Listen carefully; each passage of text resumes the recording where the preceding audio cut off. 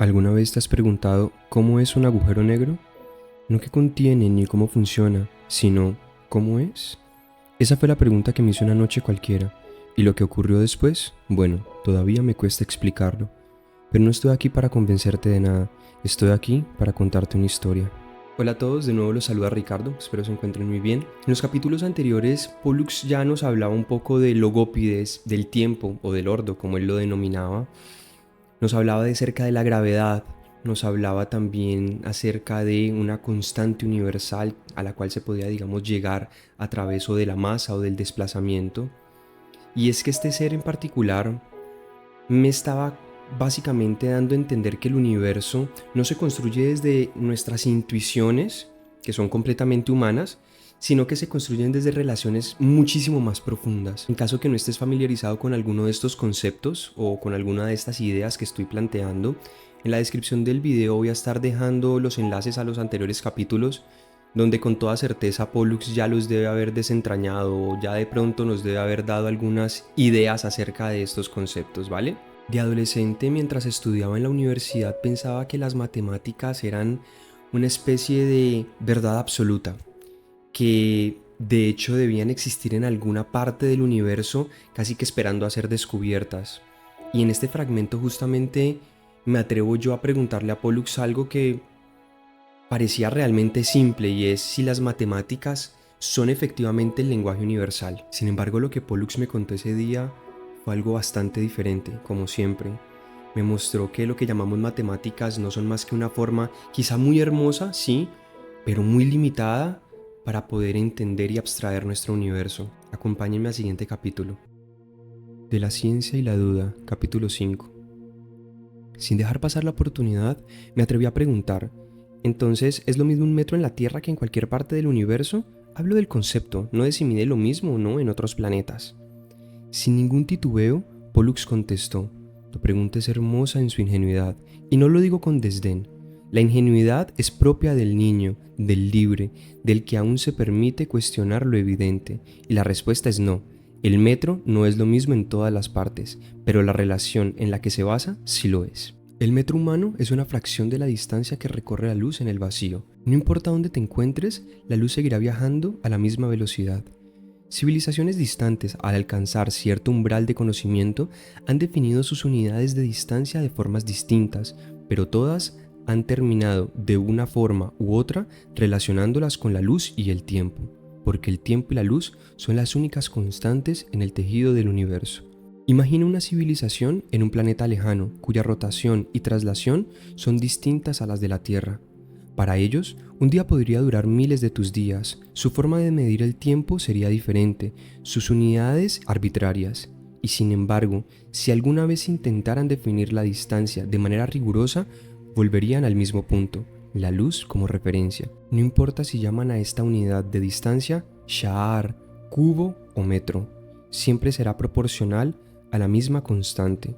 Las matemáticas, Ricardo, no son una invención humana, son el lenguaje mismo del universo. Cuando una civilización comienza a comprenderlas, no importa dónde estén, empiezan a leer la misma historia que han leído otras antes que ella. Repentinamente sentí la necesidad casi visceral de intervenir. Acabas de mencionar las matemáticas como el lenguaje universal. ¿Esto es cierto? Si te soy sincero, siempre consideré las matemáticas como una abstracción humana, con el fin de explicar la realidad que observamos. Con el mismo tono solemne de siempre, Pollux comenzó diciendo: las matemáticas son el lenguaje universal, sí, pero no en la forma en que muchos lo entienden. No son un código divino, ni una estructura inmutable grabada en la esencia del cosmos. Son, en cambio, el reflejo más puro del pensamiento lógico aplicado a la realidad. No describen el universo porque el universo esté compuesto de números y ecuaciones, sino porque nosotros, con nuestra mente estructurada en patrones, hemos construido un sistema capaz de interpretar lo que observamos. El fundamento de todas las matemáticas descansa en axiomas, proposiciones que tomamos como verdaderas sin demostración. Son acuerdos, puntos de partida a partir de los cuales edificamos todo lo demás. Tomemos como ejemplo el concepto del número. El 1 no existe en la naturaleza como entidad física, es una abstracción, un concepto que hemos definido para establecer la unidad. A partir de esta definición, desarrollamos las estructuras como la suma, la multiplicación o la potencia. Cada una de estas operaciones es una relación que hemos construido para organizar nuestra percepción del mundo. Sin embargo, los axiomas que elegimos son producto de nuestra forma de percibir la realidad. Nos basamos en la individualidad de los objetos, en la contabilidad de los elementos, en la permanencia de la identidad numérica. Pero, ¿y si una civilización concibiera la existencia de otra forma? ¿Y si sus axiomas no partieran de la unidad, sino de una relación entre elementos? ¿Y si su matemática no estuviera basada en cantidades, sino en transformaciones? Podemos imaginar una estructura matemática diferente basada en los siguientes principios. Primero, toda existencia es una relación. No hay números individuales, sino relaciones entre estados de existencia. 2. No hay identidad fija, solo cambio. En lugar de tratar los valores como absolutos, todo se define en términos de su transformación respecto a otros valores. 3.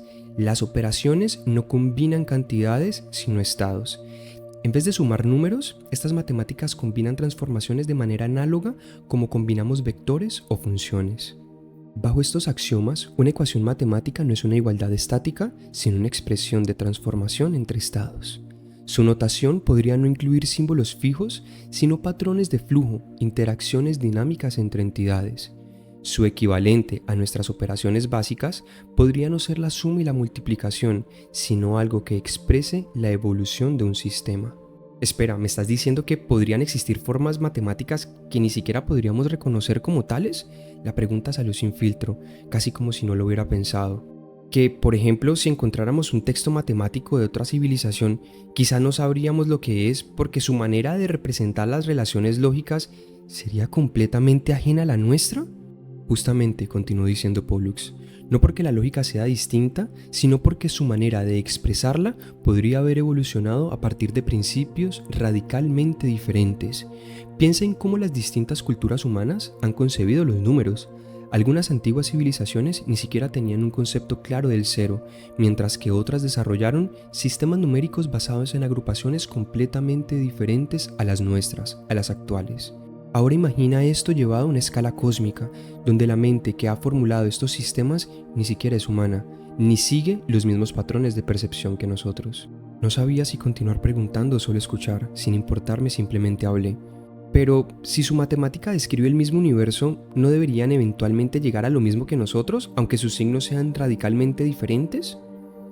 Como si hubiese escuchado esta pregunta cientos de veces, Pollux contestó con serenidad: sí, pero la ruta para llegar ahí podría ser incomprensible para los humanos. Imagina intentar entender un tratado de física cuántica escrito por una mente que no piensa en términos de números, sino de geometrías puras o de interacciones dinámicas entre patrones. Quizá ni siquiera utilicen símbolos, sino algo completamente distinto, como secuencias de frecuencias, patrones visuales o estructuras topológicas. Lo que para nosotros es una ecuación diferencial, para ellos bien podría ser un modelo de interacción basado en estructuras multidimensionales imposibles de representar con nuestra notación. Entonces, ¿lo que llamamos matemáticas es solamente la manifestación específica de algo aún más grande? Pregunté, completamente absorto por lo que escuchaba. Inmediatamente Pollux respondió a mi inquietud. Sí, es el lenguaje con el que la conciencia ha decidido estructurar el orden del universo, pero no es el único posible. Así como hay infinitos idiomas para expresar un mismo concepto, también hay infinitas maneras de representar la verdad matemática. Lo fundamental es la lógica, la estructura, no la forma en que la escribimos. Pollux asentó la mano y en un papel que tenía al alcance comenzó a proyectar una serie de símbolos que cambiaban y fluían como si estuvieran vivos. Para que puedas comprenderlo mejor, definiremos los equivalentes a los conceptos que conoce, continuó Pollux diciendo. En estas matemáticas hipotéticas no hay un número 1, pero sí hay un estado base, al que llamaremos Ta'a. No hay una suma, pero existe una transformación de estados que podríamos representar como Xa'a. No hay una igualdad estática, sino un equilibrio dinámico que llamaremos Sa'a.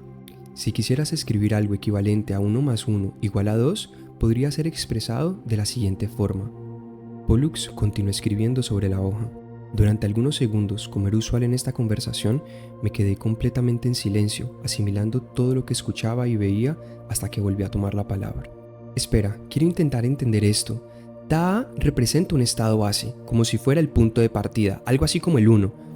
Saa no es una suma en sí, sino un proceso que transforma estados.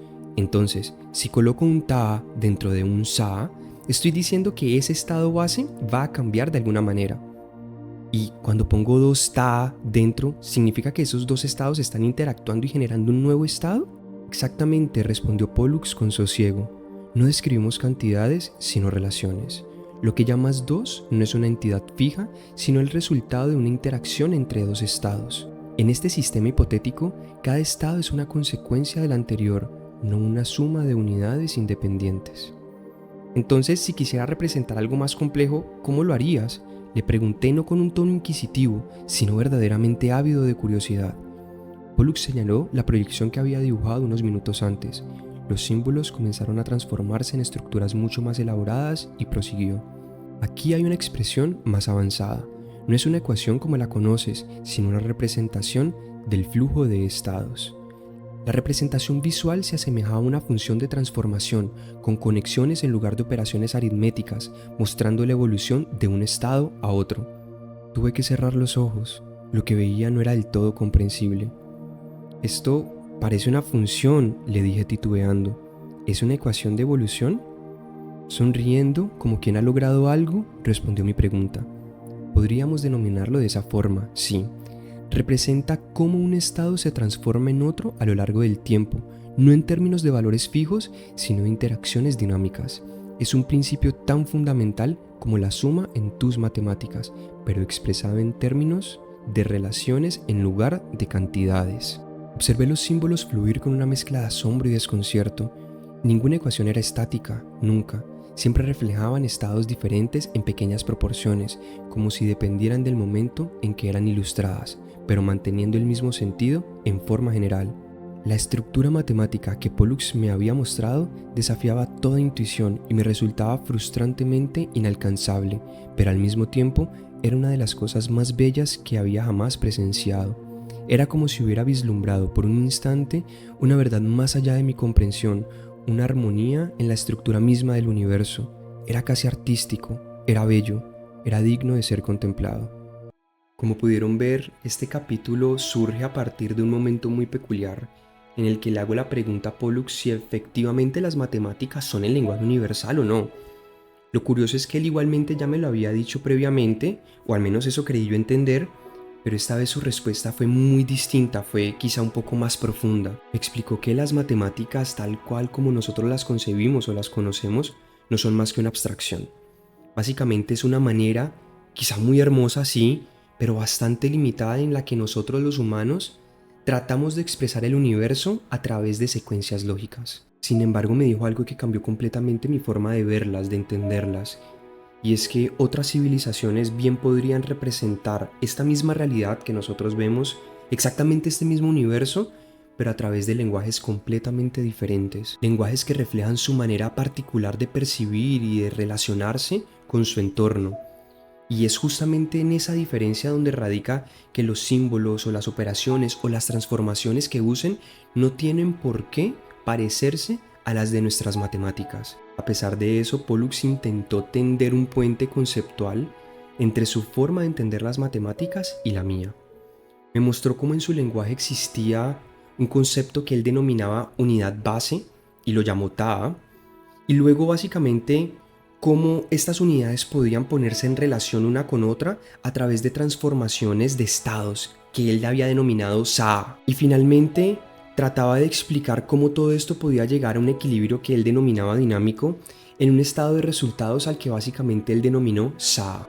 Verlo sin lugar a duda era impactante, pero también muy desconcertante. No entendía del todo lo que veía o lo que Pollux trataba de dibujar. No podía leerlo como una ecuación, sin embargo podía intuir lo que me quería enseñar. Era como captar la idea sin necesidad de una traducción. Y de hecho, Pollux hizo uso de un ejemplo que me fascinó por su simpleza y también por su intuitividad. No porque una emoción que sea compartida como la tristeza o el deseo exista en todos los humanos, quiere decir que la vamos a expresar de la misma manera o de la misma forma. De hecho, los distintos idiomas, incluso aquí en la Tierra, representan una misma idea de formas completamente diferentes y distan cada uno de ellos entre el otro de una manera vasta. Así también sucede con el lenguaje universal. La verdad no cambia, pero sí cambia la forma en la que puede ser representado. Y como siempre se los digo, cada idea que Pollux me menciona me obliga a imaginar, me obliga a ir un paso más allá, a romper mi intuición y ver la realidad desde un punto de vista completamente distinto. Y este solamente fue un paso más. Muchísimas gracias por llegar hasta acá y espero hayan podido disfrutar de este capítulo.